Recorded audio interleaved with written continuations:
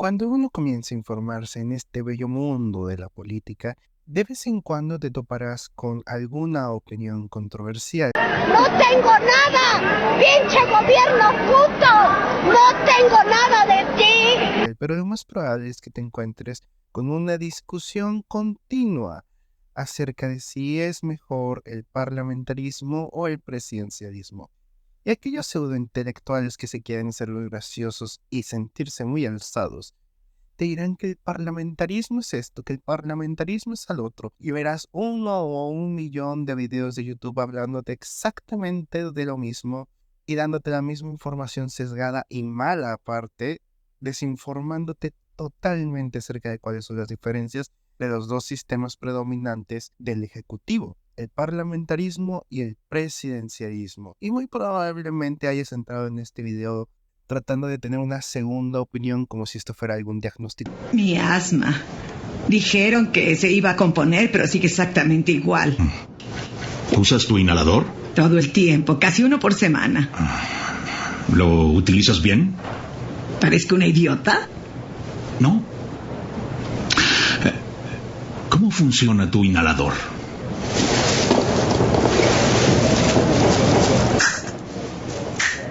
Hermano, pero llegaste al video correcto porque hoy te voy a explicar cuál es la auténtica diferencia entre estas dos ideologías.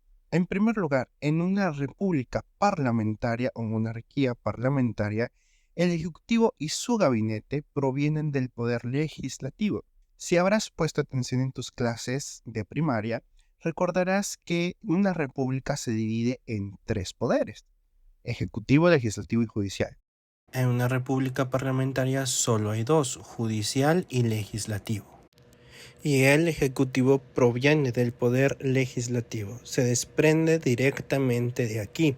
Es decir, el presidente se vuelve un diputado más dentro del poder legislativo. No es que se deba al poder legislativo, es que directamente proviene de él. Además de que el gabinete se vota en el parlamento.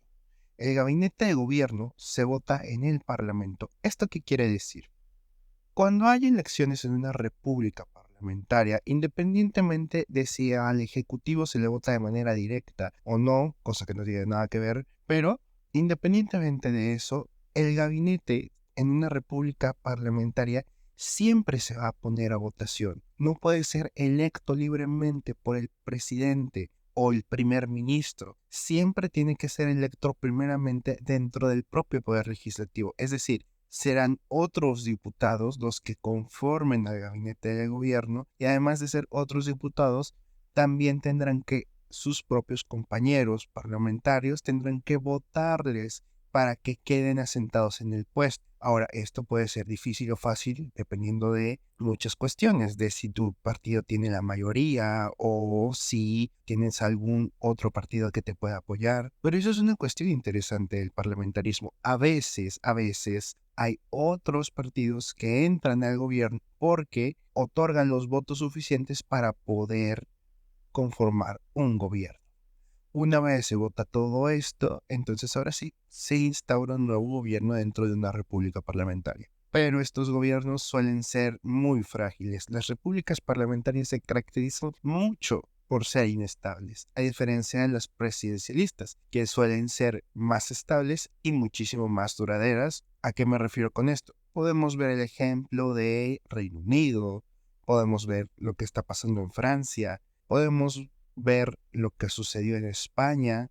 Ya van varias veces que estos países llaman elecciones y vuelven a votar de manera totalmente adelantada. Es decir, estas elecciones se dan fuera de los tiempos que establece la ley. Se supondría que un gobierno debería de durar 4 años o 5, hablando por ejemplo del caso de Francia.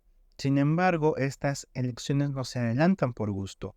Esto se hace debido a que estos países de república parlamentaria son incapaces de poder gobernarse. Tienen una crisis de gobernabilidad debido a que las funciones que debería desempeñar el Ejecutivo no se pueden realizar debido a que el Parlamento está en contra. Y eso impide al Poder Ejecutivo realizar sus labores de manera continua y sin obstáculos. Para no tener obstáculos, los presidentes de estos respectivos gobiernos vuelven a llamar a elecciones para que su partido quede con mayoría, o al menos una coalición de partidos que tenga al menos una ideología más similar y que les permita gobernar durante más tiempo. Sin embargo, estos países constantemente se ven obstaculizados y constantemente llamando a elecciones. Cabe mencionar, por ejemplo, el caso del Brexit en Reino Unido, en el que debido al proceso se tuvieron hasta 5 primeros ministros británicos hasta que se concluyó el proceso de salida de la Unión Europea. Debido a que el Ejecutivo le pertenece al Legislativo, es muy común que se cuestione la legitimidad de un gobierno después de un mal resultado electoral.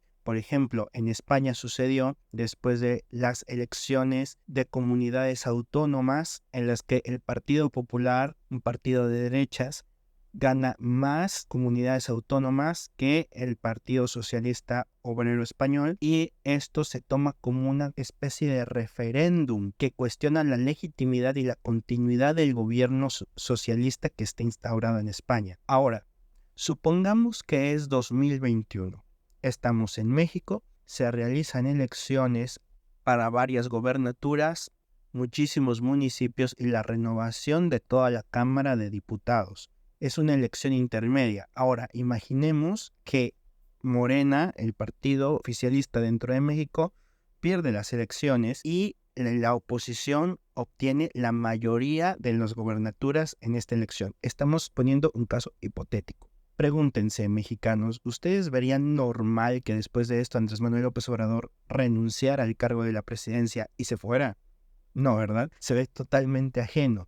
Sin embargo, en una república parlamentaria esto se ve como totalmente normal.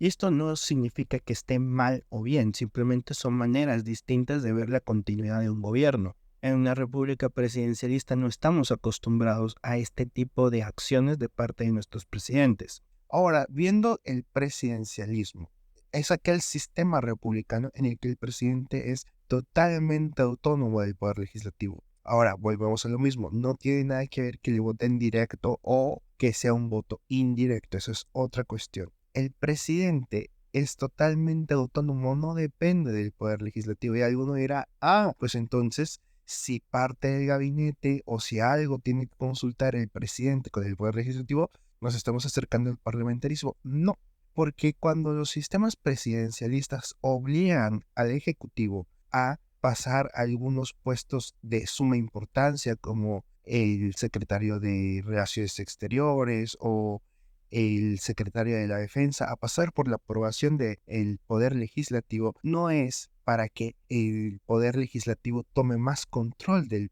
Poder Ejecutivo, sino para que estos puestos sean más técnicos y profesionales, eligiéndolos más por lo que saben que por ser amigos del presidente. Esa es la intención. Sin embargo, no tiene nada que ver con que este tipo de contrapesos nos acerquen al parlamentarismo, porque como ya les dije, la característica del parlamentarismo es que esos puestos provinieran del poder legislativo, es que el presidente nombrara diputados, y eso en una república presidencialista no se puede hacer. Ahora, ¿qué cosas no tienen nada que ver y que generalmente te las mencionan como que son características de alguno de los dos sistemas? Uno, que el Ejecutivo lo vote el Parlamento.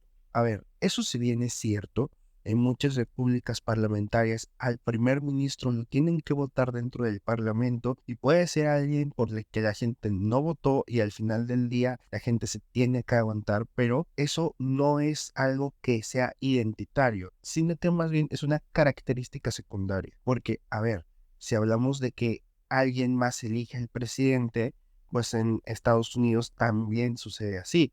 No son los propios ciudadanos estadounidenses los que eligen al presidente, sino que los ciudadanos estadounidenses eligen a un órgano legislativo que es el comité electoral, y después este comité elige al presidente. Así que podemos decir que realmente en Estados Unidos hay un voto indirecto al presidente, aunque sea solo por un instante que se instaure ese comité electoral. Pero al final del día es un voto indirecto, es un voto que tiene que realizar una mesa legislativa. Número 2. El sistema de votación proporcional es característico de las repúblicas parlamentarias. Esto lo vi muchas veces, y además de que lo vi muchísimas veces, Cuando en México se presentó la reforma electoral hace ya algún tiempo que se rechazó, eh, mucha gente, muchos voceros de la presidencia decían que con esto nos acercamos al parlamentarismo. No tiene nada que ver. El sistema de votación proporcional no tiene ninguna relación con la creación de una república parlamentaria. Puedes poner voto por mayoría relativa y aún así ser una república parlamentaria. Lo podemos ver, por ejemplo, en Francia, donde tiene un sistema semipresidencialista. Si bien Emmanuel Macron es quien detenta el poder ejecutivo, para poder pasar muchas de sus funciones necesita a un primer ministro. Y después de estas elecciones francesas, vemos cómo se elige justamente el primer ministro, cómo se está en ese proceso para poder seleccionarlo. Y la manera en la que se integra la Asamblea Nacional Francesa es por mayoría relativa, de hecho por mayoría absoluta. Entonces no tiene nada que ver. En México, por ejemplo, tenemos un sistema mixto entre un sistema de votación proporcional, que son los diputados plurinominales, y un sistema de votación de mayoría relativa. O por ejemplo, Perú es un sistema presidencialista y aún así tiene un sistema de votación proporcional por lista abierta. No tiene nada que ver, es una cuestión que la gente se inventó, no sé de dónde. Pero que muchas repúblicas parlamentarias lo hagan no significa que esto sea una ley, especie de ley para las repúblicas parlamentarias. La gente se lo inventa. La gente se lo inventa, hermane.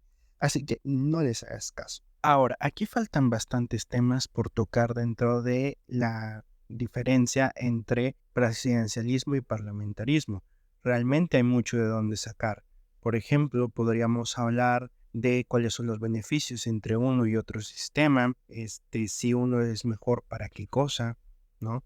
Saliéndonos un poco del tema teórico establecido por los autores, podemos ver justamente literatura al respecto, ver los autores que defienden a un sistema o al otro. Podríamos hablar también de los sistemas de votación, sistema de votación proporcional, sistema de votación por mayoría relativa. También pues podemos hablar acerca de qué efectos tiene en una sociedad, porque estos diferentes sistemas realmente tienen un impacto dentro de las sociedades que gobiernan.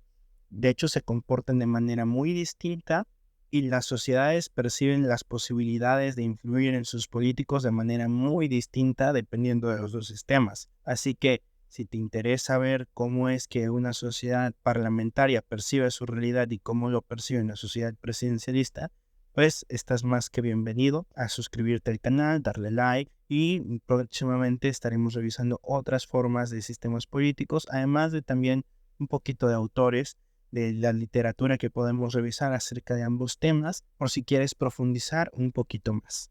Así que dale like, suscríbete y activa la campanita para poder enterarte de las actualizaciones.